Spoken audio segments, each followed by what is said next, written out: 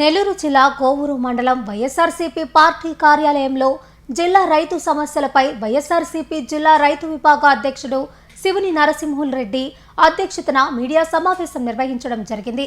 ఈ సందర్భంగా ఈ కార్యక్రమాన్ని ఉద్దేశించి వైఎస్ఆర్సీపీ నాయకులు మాట్లాడుతూ కూటమి ప్రభుత్వం అధికారంలోకి వచ్చిన నాటి నుండి డీజిల్, పెట్రోల్ ధరలు పెంచడమే కాకుండా రైతుల పిండి కట్టలు, పురుగుల మందులపై కూడా ధరలు పెంచి రైతులను దిక్కు తోచని పరిస్థితుల్లోకి తీసుకుని వెళ్లిందని, గత వైసీపీ ప్రభుత్వంలో అదే పెట్రోల్, డీజిల్ పై ఒక్కసారి పెంచారనే ప్రజలపై, రైతాంగంపై అధిక ధరలు మోపడం ఎంతవరకు సమంజసమని రైతు సంఘ నాయకులు ప్రశ్నించారు. రాష్ట్ర ప్రభుత్వం అయితే వైఎస్ జగన్మోహన్ రెడ్డి హయాంలో పెట్రోల్ ధరలను తగ్గించిన పాపాలు క్రూడ్ లో నుంచి మనకు దిగుమతి అవుతుంది. ఆ క్రూడ్ లో నుంచే డీజిల్ కానీ, తర్వాత పెట్రోల్ కానీ, తారు కానీ అన్నీ కూడా తయారవుతాయి. క్రూడ్ దాంట్లో నుంచి ఉత్పత్తి అయ్యే ఇవన్నీ కూడా మన మీద ఆధారపడి మొత్తం భారం మన మీద పడుతుంది. ఎలక్షన్స్ ముందు 19లో కర్ణాటకలో ఇంత ఉంది, తమిళనాడులో ఇంత ఉంది, నేను వస్తే ఇంత తగ్గిస్తాను అని చెప్పడం జరిగింది. దాదాపు 8 రూపాయలు మామూలుగా పెట్రోల్ పెంచితే మన రాష్ట్ర ట్యాక్సులతోటి పడి 10 రూపాయలు పెరిగింది. పెట్రోల్కి, డీజిల్కి రెండింటికి కూడా. అవి ఎంత భారం అంటే, ఒక రైతు సపోజ్ నాకు ఒక పొలం ఉంది, అక్కడ ఈ వారంలో మట్టి తోలాలనుకున్నాను చేజర్లలో నా ల్యాండ్లోకి. చిన్న ఎగ్జాంపుల్, ట్రాక్టర్ వాడు పోయినసారి తోలితే 300 రూపాయలు తీసుకున్నాడు. జేసీబీ వాళ్ళు 1100 తీసుకున్నారు గంటకి. డోజర్ వాళ్ళు 400 తీసుకున్నారు. ఈరోజు 400 రూపాయలు ట్రాక్టర్ ట్రిప్పుకి అంటాడు, 1500 రూపాయలు జేసీబీ అంటాడు, డోజర్ వాడు 600 అంటాడు. అంటే ఒక దీని పెరిగిన దాని వల్ల ఒక రైతు ఎంత దూరం, నేను ఆపేశాను, నా శక్తి చాలా ఆపేశాను, తోలితే చాలా ఖర్చు అయిపోతుంది. అదే ఆ ల్యాండ్ నేను 3 రైతులకి మగతాకి ఇచ్చాను. వాళ్ళు ఏం చేశారు, మానేశారు. అసలు మేము ఇవ్వండి, పిండి కట్టలు ఈ విధంగా పెరిగిపోయినాయి, నారాతలో బెంగాల్ వాళ్ళు వస్తుంటే 3000 అడిగేవాళ్ళు 7000 అడుగుతున్నారు, ఆపేశారు. అంటే ఒక రైతుగా నేను ఎంత బాధలు పడుతున్నాను, ఒక 10 రూపాయలు పెరిగింది దానివల్ల. వాళ్ళు మాటలు చెప్పి తగ్గిస్తామని హ్యాపీగా చూస్తూ ఉన్నారు. ఒక చిన్న రైతు ఏం చేయాలి, చిన్న రైతు ఏమైపోవాలి, వాడు అయిపోయింది. రైతు పరిస్థితి అయిపోతే ట్రాన్స్పోర్ట్ వెహికల్స్, చిల్లర సామాన్ తోలే వాళ్ళు ఉంటారు, ట్రాన్స్పోర్ట్ మొత్తం వాళ్ళు కూడా అన్ని పెంచేశారు. చిల్లర సామాన్ మధ్య తరగతి అంగట్లోకి వెళ్తే కూరగాయల రేట్లు, చిల్లర సామాన్ రేట్లు అన్ని మామూలుగా ఎట్ట పెంచుతారంటే కొంచెం పెంచుతుంటారు. దీని మీద సాకు పెట్టేసి డబుల్ మినపప్పు ఉంది 100 రూపాయలు 150, పెసరపప్పు ఉంది 120, 150 రూపాయలు. కేవలం ఈ పెట్రోల్, డీజిల్ పెరిగిన దానివల్ల ఎన్ని రకాలుగా మనుషులు అన్యాయం అయిపోతున్నారంటే అది కూటమి ప్రభుత్వం గమనించాలి కదా. తగ్గిస్తా అన్నారు, తగ్గించారు. గ్యాస్ మామూలుగా హోటల్స్కి ఇచ్చే మామూలు డొమెస్టిక్ గ్యాస్ కాకుండా కమర్షియల్ గ్యాస్ పెరిగిన దానివల్ల 10 రూపాయలకి ఇచ్చే 2 ఇడ్లీలు, 20 రూపాయలకి ఇచ్చే 2 ఇడ్లీలు, 30 రూపాయలకి 2 ఇడ్లీలు ఇస్తున్నారు. ఎక్కడ తినాలి పేదలు? పాపము బళ్ళ మీద వాళ్ళు ఎలా అమ్ముకొని ఎలా బతకాలి? బళ్ళని ఎత్తేసారు ఆల్మోస్ట్. పాత రోజులకు వచ్చేసారు. కట్టెలు ఎక్కడెక్కడ ఉన్నాయో కట్టెలు ఏరుకొని కట్టెలతో వంటలు చేయాల్సిన పరిస్థితి వచ్చేసారు. గ్యాస్ పెరిగిన దానివల్ల డొమెస్టిక్ వాళ్ళు అన్యాయం అయిపోయారు, కమర్షియల్ వాళ్ళు అన్యాయం అయిపోయారు. గ్యాస్ని పట్టించుకోవడం లేదు, మన దేన్ని కూడా రైతులను పట్టించుకోవడం లేదు. మరి ఎలా? మనం ఏం చేస్తున్నాం? ఇప్పుడు మహానాడు జరుగుతూ ఉంది, దాదాపు 500 మంది వేదిక మీద ఉన్నారు. బాబు గారు మాట్లాడుతూ ఉంటే అందరికీ తెలుసు బాబు గారు అబద్ధం చెప్తున్నారని, అందరికీ తెలుసు. ఆయనే పాపం చప్పట్లు కొట్టమని చెప్తా ఉన్నాడు. చేతులు ఎత్తండి నేను చెప్పింది నిజమేనానని. అన్ని అబద్ధాలని వేదిక మీద ఉన్న వాళ్ళకి తెలుసు, వేదిక ముందున్న వాళ్ళకి తెలుసు మనకి చెప్పే అన్ని అబద్ధాలని. ఈ మధ్య కాలంలో తమిళనాడు, బీహార్లో కొన్ని 2-3 రాష్ట్రాల్లో ఎలక్షన్ జరిగేదాకా పెట్రోల్, డీజిల్ పెంచకుండా ఎలక్షన్లు అయిన తర్వాత పెట్రోల్, డీజిల్ పెంచడం జరిగింది. దాదాపు 8.5 రూపాయలు, అంటే దాదాపు 9 రూపాయల దాకా పెట్రోల్ మీద, డీజిల్ మీద పెరగడం జరిగింది. గతంలో 2004లో జగన్మోహన్ రెడ్డి గారు సీఎంగా ఉన్నప్పుడు పెట్రోల్ డీజిల్ పెరిగితే లోకేష్ బాబు యువగళం పాదయాత్రలో సైకో ఇష్ట ప్రకారం డీజిల్ పెట్రోల్ పెంచేస్తున్నానని నాయకి మాట్లాడారు. ఇప్పుడు కూటమి ప్రభుత్వం ఏ విధంగా మరి ఈ విధంగా 849 రూపాయలు పెంచారు. పెంచింది కాకుండా రైతుల మీద భారం. ఇప్పుడు డీజిల్ పెరగగానే రైతులు ట్రాక్టర్లు దుక్కులు దున్నేవాళ్ళు దుక్కు రేట్లు పెంచేస్తారు. తర్వాత ట్రాన్స్పోర్ట్ ఏదైనా సరుకులు వచ్చేయన్నీ ట్రాన్స్పోర్ట్ పెరుగుతాయి, నిత్యావసర వస్తువులు రేట్లు పెరుగుతాయి. ఏది కూటమి ప్రభుత్వం చెప్పేది ఒకటి చేసేది ఒకటి, చెప్పిన దానికి చేసిన దానికి ఆచరణ ఉండనే ఉండదు. కాబట్టి అది కూడా కాకుండా మళ్ళీ ఇంటి కట్టలు కాంప్లెక్స్ ఎరువులు ఒక్కొక్క బస్తాకి 400 నుంచి 375 నుంచి 400 వరకు పెంచడం జరిగింది. ఈ విధంగా పెంచుకుంటూ పోతే రైతు రాబోయే రోజుల్లో వ్యవసాయం చేయడం దండగని ఖచ్చితంగా మానేస్తారు. ఆల్రెడీ బాబు గారు చెప్పున్నారు, వ్యవసాయం చేయబాకున్నాయా, చేస్తే మీకు గిట్టుబాటు కాదు అని చెప్తానే ఉన్నాడు. కాబట్టి ఎన్ని పెంచేస్తే అట్లా చేయకుండా పోతాడు ఉద్దేశంతో చేసినట్టుంది. కానీ ఈ విధంగా చేస్తే రాబోయే రోజుల్లో యువతలకు ఉద్యోగాలు లేవు. ఏదో కొంత పొలాలు తీసుకుని కౌలు చేసుకుంటున్నారు, ఆ కౌలు చేసుకునే వాళ్ళు కూడా మానేస్తారు. ఎందుకంటే ఈ విధంగా రేట్లు పెరిగిపోతే నారాదులు చూస్తే ఎకరాకి 5,000, ఇంటికాడలు చూస్తే అన్ని కాంప్లెక్స్లు పెరిగినాయి. ఉదాహరణకి ఇప్పుడు కాంప్లెక్స్ చూస్తాం చూడండి, 450 రూపాయల నుంచి 375 రూపాయల దాకా పెరిగినాయి. 9 రకాలు ఒక్కొక్క బస్తాకి, అంటే 50,000 బస్తాకి. ఈ విధంగా పెరుగుతా పోతే రాబోయే రోజుల్లో వ్యవసాయం చేసేవాళ్ళు ఎవరు ఉండరు. యువత కొద్దిగా గిట్టుబాటు అవుతుంది చేస్తున్నారు. ఈ విధంగా పెంచుకుంటా పోతే వాళ్ళు మానేస్తారు, పొలాలన్నీ కూడా పడిపోతాయి. రాబోయే రోజుల్లో ఆహార ధాన్యాన్ని కూడా కొరత పరిపరిస్తుంది. ఈ 2 సంవత్సరాలుగా భూ సర్వే చేశాడే కానీ ఇంకా కొన్ని ఏరియాలో పాస్బుక్లు ఇవ్వనేలే. అమ్ముకునేవాడు ఇబ్బంది పడుతున్నాడు, కొనుక్కునేవాడు ఇబ్బంది పడుతున్నాడు. ఎందుకంటే చెప్పేది ఒకటి చేసేది ఒకటి. చెప్పింది ఆచరణలకు ఈ రోజు కూడా చంద్రబాబు నాయుడు గారు చాలు. ఏదైనా సరే ఆచరణ చేయాలంటే మాత్రం మన జగన్మోహన్ రెడ్డి గారికి సాధ్యం. ఇంకొకటి, పెన్షన్లు జగన్మోహన్ రెడ్డి గారు ఉన్నప్పుడు 66 లక్షల చిల్లర పెన్షన్లు ఇస్తున్నాం. ఇప్పుడు 66 లక్షల చిల్లర పోయి ఇప్పుడు బాబు గారు 60 లక్షలు ఇస్తున్నాడు. అంటే దాదాపు 60 లక్షల పెన్షన్లు తీసేశారు. 2 సంవత్సరాలకు గాను ఒక్క సెంటు పేదవాడికి ఇచ్చింది లేదు బాబు గారు. మేము మాత్రం రైతుల పక్షపాతం అంటాడు, పేద పక్షపాతం అని చెప్తాడు. ఏది కూడా లేదు. 50 సంవత్సరాల వాళ్ళకి 15,000 ఇస్తాను వస్తున్నాడు, అది లేదు. నిరుద్యోగ 15,000 అన్నాడు, 1,500 అన్నాడు, అది లేదు. చెప్పింది ఏది రోజు కూడా ఆచరణ చేయడు. బాబు చెప్పేది ఒకటి, చేసేది ఒకటి. ఒక చిన్న ఉదాహరణ, రామారావు చనిపోయిన తర్వాత మహానాడు పెట్టిన కానించి రామారావు గారికి మా భారతరత్న ఇవ్వాలని ఈ నెల్లూరు జిల్లా కిందంటే ఇక్కడ ఉడ్లారు పోసుకున్నానికి వసతి లేదు, డెల్టా ఏరియా కాబట్టి మేము ప్రభుత్వాలు ఇచ్చినప్పుడు చెప్తా ఉన్నాం, మాకు ఇక్కడ ఉడ్లంట పోసుకున్నానికి వసతి లేవు కాబట్టి మాకు యార్డులు ఏర్పాటు చేయాలి. తర్వాత లేదు రైతులైనా కట్టించాలి. ఇప్పుడు గోడౌన్లు కూడా మాకు అంత ఫెసిలిటీ లేదు, గోడౌన్లు కట్టించాలి. అందరినీ కూడా రైతులను ఆదుకోవాలని నేను సమాముఖంగా చెప్తూ ఏబిఎన్ ఆయన అడిగాడు మొన్న, గ్యాస్ ధరలు పెట్రోల్ ధరలు పెంచితే నవ్వుకునేది ఫస్ట్ రేవంత్ రెడ్డి అంట, రెండోవాడు చంద్రబాబు అంట. ఆంధ్రాలో 30% వ్యాట్ వస్తుంది. మీకు ఎంత లాభం వస్తుంది రాష్ట్రానికి? 2 సంవత్సరాలు కరోనాలో 4 రూపాయలు పెట్రోల్ ధర తగ్గించలేక జగన్మోహన్ రెడ్డి నానా తంటాలు పడ్డాడు.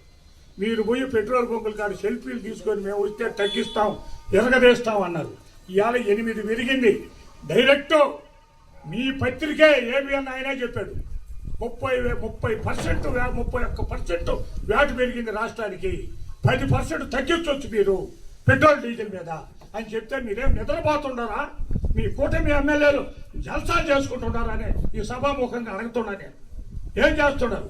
ఆ రోజు గ్యాస్ పెంచితే వైఎస్ఆర్ హయాంలో 50 రూపాయలు రాష్ట్ర ప్రభుత్వం భరిస్తుందన్న మొనగాడు ముఖ్యమంత్రి వైఎస్ రాజశేఖర్ రెడ్డి 50 రూపాయలు ప్రజల మీద భారం పడకుండా రాష్ట్ర ప్రభుత్వం మీద భారం వేసుకొని జనాలకు తగ్గించిన ఘనత ఆయింది. మీరా ముఖ్యమంత్రుల సీనియారిటీ దేనికి? నీ సీనియారిటీ దిబ్బలో దొక్కనా? ఇలా రైతు పరిస్థితి ఏంది? 400-500 రూపాయలు కాంప్లెక్స్ ఎరువులు పెరిగిపోయినాయి. పెస్టిసైడ్స్ చూస్తే లీటరు 10,000, 8,000 పెస్టిసైడ్స్ మందులు. ఏ రైతు 5-6 సార్లు కొట్టాలి ఎకరానికి? ఎంత కొనగలరు? వాడు ఎంత మార్జిన్ వస్తుంది? ఒడ్లు చూస్తే నాకు మా నాయకులు చెప్పినట్టు 22,000 ఉన్న ఒడ్లు 16,000కి వచ్చాయి. రైతు ఏం చేయాలి? చాలామంది రైతులు, పెద్ద రైతులు, ఏడో చేసుకునే వాళ్ళు అందరూ మిడిల్ క్లాస్ రైతులకి కౌలుకి ఇచ్చి ఉన్నారు మన డెల్టా ఏరియాలో. వాళ్ళు ఏం చేస్తారు? కౌలు వాళ్ళకి ఏదన్నా 4 బస్తాలు మిగిలితే మళ్ళీ వ్యవసాయం చేయగలరు. వాళ్ళు ఎంతసేపు అప్పులు తెచ్చిపెట్టి మన మక్తాలు ఎట్టగట్టగలరు? ఆ విధంగా వ్యవసాయం ఈ విధంగా ఉంటే వీళ్ళు మాట్లాడతారు. అబ్బో సోమిరెడ్డి మాట్లాడతాడు, ఆయన సోదిరెడ్డి నీ బతుకేంది, నీ చరిత్ర ఏంది, సర్వేపల్లిలో చూస్తే గప్పు కొడుతున్నావు. నువ్వు మాట్లాడతావా? రాజశేఖర రెడ్డి కుటుంబాన్ని, జగన్మోహన్ రెడ్డినే ఖబర్దార్.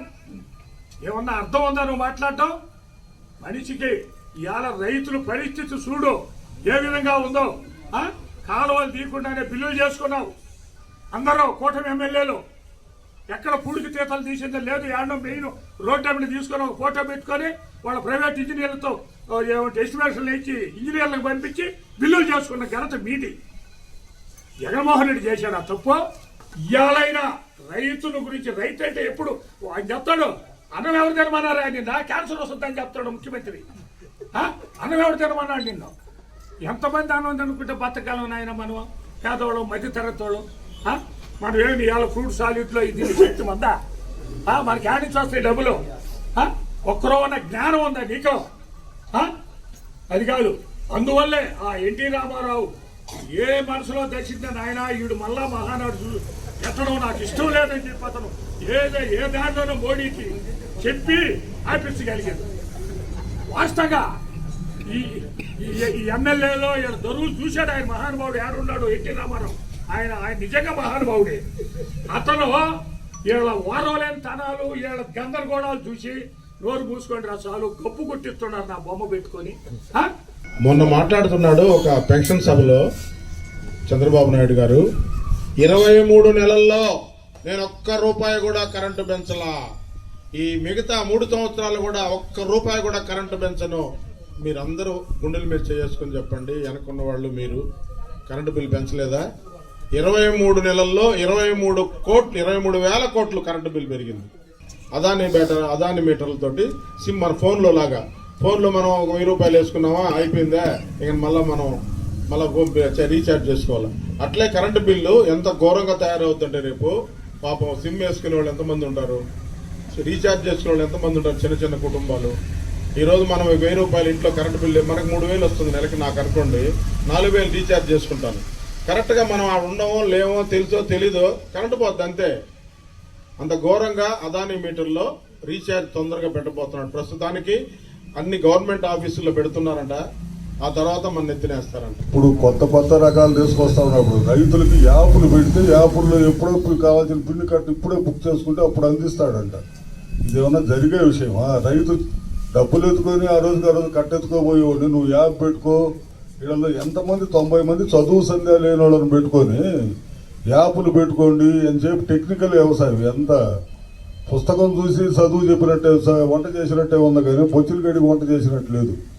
ఇసలు ఈ దౌర్భాగ్యం కూడా ఈ పిండి కట్లు, డీజలు ఇవన్నీ పెరుగుకుంటా పోయే కొద్ది వరి కోతలు అన్నీ పెరుగుతున్నాయి. వంట ధర ఏమో 17,000 నుంచి 21,000 నుంచి 17,000కి 16,000కే వస్తున్నాయి. ఇవన్నీ అరికట్టాలా? మీరు అదేమంటే రైతులకు ఒక మార్జిన్ మనీ అక్కడ ఏర్పాటు చేసి ఇటువంటి ధరల స్థిరీకరణ ఏర్పాటు చేస్తామని జగన్మోహన్ రెడ్డి చెప్తే అవన్నీ తొందరలో దొక్కేసి ఇప్పుడు ఎంతసేపు పిండి కట్టలు యాపుల్లో పెట్టుకోండి, మీ భూములు యాపుల్లో చూసుకోండి, మీ సీ బుక్కుల్లో ఈ రావు, ఈ పుస్తకాలు అదే సర్వర్లు లేవు, ఏ సర్వర్ పనిచేయదు ఎప్పుడు ఏ టైంలో కూడా. ఇటువంటి దౌర్భాగ్యం ఇంతవరకు ఎక్కడా చూడలేదు. కాబట్టి ఇటువంటి ప్రభుత్వం అదేమంటే మేము మంచి ప్రభుత్వం అని చెప్పుకోవడానికి పనికి వస్తుంటాం. ఆంధ్రప్రదేశ్ రాష్ట్రంలో రైతుల పరిస్థితి మరీ దారుణంగా, ఎంత దారుణం అంటే రైతు ఈరోజు అనేక కష్టాలు పడుతున్నాడు. రాష్ట్ర ప్రభుత్వం తీసుకునే నిర్ణయాలు, కేంద్ర ప్రభుత్వం తీసుకునే నిర్ణయాలు చూస్తుంటే రైతు ఏ స్థాయికి వెళ్ళిపోతాడో, రైతు పని ఆపేసి ఇంకేదైనా పని చేసుకునేదానికి వెళ్ళిపోతాడో అనే పరిస్థితిలో ఈరోజు రైతులు మరియు అదేవిధంగా ప్రజలు కూడా భావిస్తున్నారు. ఎందుకంటే జగన్మోహన్ రెడ్డి గారు, అదేవిధంగా రాజశేఖర రెడ్డి గారు, అదేవిధంగా గతంలో పనిచేసినటువంటి సీనియర్ సీఎంలు అయితే ఏమి ప్రజల గురించి ఆలోచించేవాళ్ళు, రైతుల గురించి ఆలోచించేవాళ్ళు, యువత గురించి ఆలోచించేవాళ్ళు, అదేవిధంగా అవ్వాతాతల గురించి మరియు అదేవిధంగా స్త్రీల గురించి ఆలోచించేవారు. ఇక్కడ కేవలం ఒక కమర్షియల్, అది ఒక అమరావతి. రైతుల గురించి పట్టించుకునే పరిస్థితి లేదు.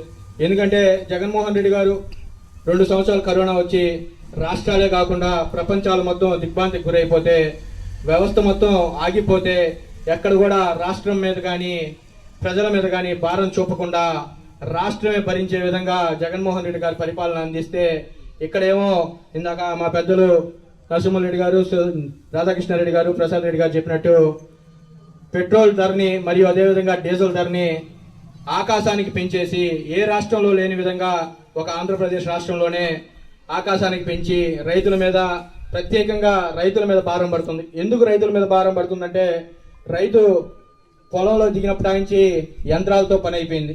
రైతు దుక్కి దున్నించుకోవాలంటే ట్రాక్టర్లు కావాలా, మందు చల్లాలంటే స్ప్రేయర్లకి పెట్రోల్ కావాలా, అదేవిధంగా ఉరుకోత కొయ్యాలనుకుంటే ఉరుకోత మిషన్లకి డీజిల్ కావాలా. ఇలా ప్రతిదీ రైతు మీద భారం పడిపోతుంది. రైతు మీద భారం పడింది డీజిలే అనుకుంటే, మళ్ళీ రాష్ట్ర ప్రభుత్వం ఫెర్టిలైజర్స్ మీద కూడా భారీగా భారం వేశారు రైతుల మీద. 400 రూపాయలు అన్నిటి మీద భారాలు పెంచడం ఈరోజు రైతు పరిస్థితి మరి దారుణంగా అయిపోయింది. ఒక్కసారి రాష్ట్ర ప్రభుత్వం రైతులు ఆగ్రహానికి గురి కాకుండా ముందు చర్య భాగంగా రైతులకు కావాల్సిన ప్రతి సబ్సిడీ అయితే ఏమి, ఎంఎస్పీ అయితే ఏమి, ప్రతిదీ కూడా వాళ్ళకి అందే విధంగా చూడని ఎడల వైఎస్ఆర్ కాంగ్రెస్ పార్టీ ఎప్పుడు ప్రజల పక్షాన, రైతుల పక్షాన, యువత పక్షాన, ప్రతి ఒక్క ప్రజల పక్షాన వైఎస్ఆర్ కాంగ్రెస్ పార్టీ ఉంటుంది. కాబట్టి ప్రత్యేకంగా ఇప్పుడు రైతులు ఒడ్లు నారాతలు వేసే సీజన్ కాబట్టి వాళ్ళ పక్షాన వైఎస్ఆర్ కాంగ్రెస్ పార్టీ ఉంటుంది. వాళ్ళకి కానీ మీరు కానీ ఎటువంటి సదుపాయాలు కానీ చేయకపోతే జిల్లా స్థాయిలోనే కాకుండా రాష్ట్ర స్థాయిలో కూడా రైతు నాయకులు, రైతు కార్యకర్తలు రైతులతో కలిసి ఉద్యమం చేసేదానికి కూడా వెనకాడమని చెప్పి కూడా తెలియజేస్తా ఉన్నాం. గతంలో జగన్మోహన్ రెడ్డి గారు వాలంటీర్ వ్యవస్థ తీసుకొని వచ్చి 5,000 రూపాయలు ఒక 4 లక్షల మందికి ఉపాధి కలిగిస్తే, ఈ రోజు ఆ 4 లక్షల మందిని తీసేసి మీరు ఇస్తానన్న నిరుద్యోగి వృత్తి ఇవ్వకుండా, అది కూడా ఈరోజు యువత అనేక ఇబ్బందులు పడతా ఉన్నారు. అదేవిధంగా స్త్రీలైతే ఎక్కడ మాకు స్త్రీనిధి ఇస్తానని చెప్పి నెలకు 1,500 రూపాయలు, ఎంతమంది ఆడవాళ్ళు ఉంటే అంతమంది ఆడవారికి ఇస్తానని చెప్పి మోసం చేయడం. అదేవిధంగా గ్యాస్ సిలిండర్లు ఈరోజు చూస్తా ఉన్నాం, 850 రూపాయలు ఉన్న గ్యాస్ సిలిండర్ని 1,250 రూపాయలు తీసుకెళ్లారు. అది కూడా దొరికే పరిస్థితిలో లేదు.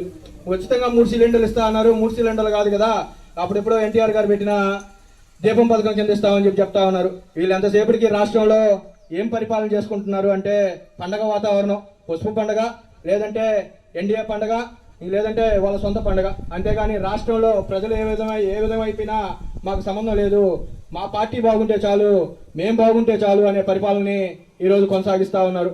ఈరోజు వాళ్ళందరూ ఉద్యోగం వచ్చిందని చెప్పి ఆశపడుతుంటే, ఈరోజు కోర్టు చాలా అవినీతి జరిగిందని చెప్పి రీఎంక్వైరీ చేస్తే ఈరోజు ఎంతమంది ఉద్యోగాలు పోతాయో అని ఆ డిఎస్సిలో ఉద్యోగం పొందిన ప్రతి ఒక్కరు కూడా బాధపడతా ఉన్నారు. అమ్మఒడి అని చెప్పి పెడితే మీరు తల్లికి వందనం అని చెప్పి అది ఒకటి ఇస్తున్నారు. అది కూడా ఎందుకు ఇస్తున్నారంటే, ఎక్కడ జగన్మోహన్ రెడ్డి గారు రోడ్డు ఎక్కుతారో వాళ్ళకి ఇవ్వకుంటే ఎక్కడ జగన్మోహన్ రెడ్డి గారు రోడ్డు ఎక్కి ప్రశ్నిస్తారనే ఉద్దేశంతో ఈ రోజు మీరు ఆ తల్లికి వందనం ఇస్తున్నారు.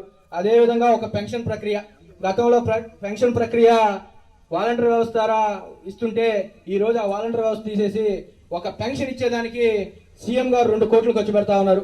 ఈ 2 సంవత్సరాల్లో ఒక పెన్షన్ ఇచ్చిన పాపానికి పోలా. ఇందాక మా పెద్దలు చెప్పినట్టు 66 లక్షల పెన్షన్లు ఉంటే ఈ రోజు పోయిన నెలకి 60 లక్షల రూపాయలు, 60 లక్షలు పెన్షన్లు ఇస్తున్నారు. 6 లక్షలు పెన్షన్లు తీసేశారు. చాలా గొప్ప ప్రభుత్వం, మంచి ప్రభుత్వం.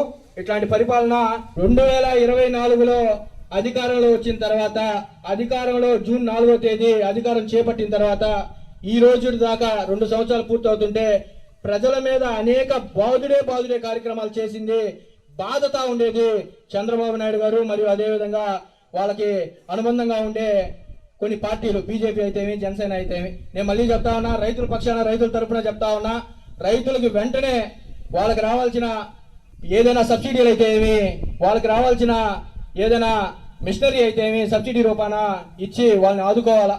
వాళ్ళు ఈ రోజు నిజంగా చెప్తా ఉన్నాం, 19,250 రూపాయలు వాళ్ళకి ధర నిర్ణయిస్తే, పోయినసారి క్రాప్ లో వాళ్ళకి 16,000 రూపాయలకి ఒడ్లు కొనే పరిస్థితి. ఈ రోజు అదే ఒడ్లు 28,000, 29,000 అమ్ముతున్నారు. ఎందుకంటే రైతు దగ్గర ఎక్కడ ఒడ్లు లేవు. ఉండేది కేవలం రైస్ మిల్లర్ల దగ్గరే. వాళ్ళు బాగుపడుతున్నారే కానీ కష్టపడి 6 నెలలు రైతు ఒట్లు పండించిన రైతు ఏడ మేలు చెందట్లా. ఒకసారి ఆలోచించండి. మనకు అందుబాటులో ఉంటుంది, రైతులకు ఉపయోగపడుతుంది.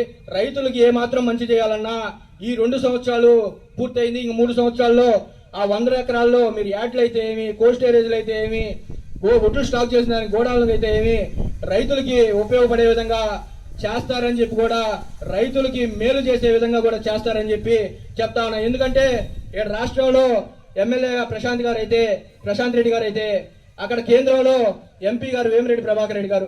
మనకి ఇక్కడ కావాలన్నా పర్మిషన్ వస్తుంది, కేంద్రంలో కావాలన్నా పర్మిషన్ వస్తుంది. దాన్ని ఉద్దేశంలో పెట్టుకొని రైతులు మేలు చేసే విధంగా షుగర్ ఫ్యాక్టరీలో రైతులకు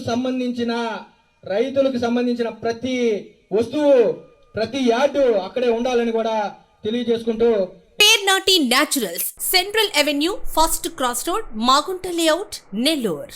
అధునాతన వ్యవసాయ పద్ధతులతో, సేంద్రియ ఎరువుల మన్నికతో ఆర్గానిక్ ఫుడ్ ప్రొడక్ట్స్ ను తయారు చేసి మీకు అందిస్తున్న మీ ఆరోగ్యాభిలాషి పేర్నాటి న్యాచురల్స్. అన్ని రకాలైన వెజిటబుల్స్, సీజనల్ ఫ్రూట్స్, పాల ఉత్పత్తులు, సింగిల్ పాలిష్ రైస్, స్వచ్ఛమైన తేనె, పప్పు దినుసులు, గానుగ నూనెలు, మిర్చి, పసుపు, పికిల్స్, నేచురల్ పౌడర్స్, స్వచ్ఛమైన సువాసనలతో, హై న్యూట్రిషనల్ వాల్యూస్ తో మీకందించటం మా ప్రత్యేకత.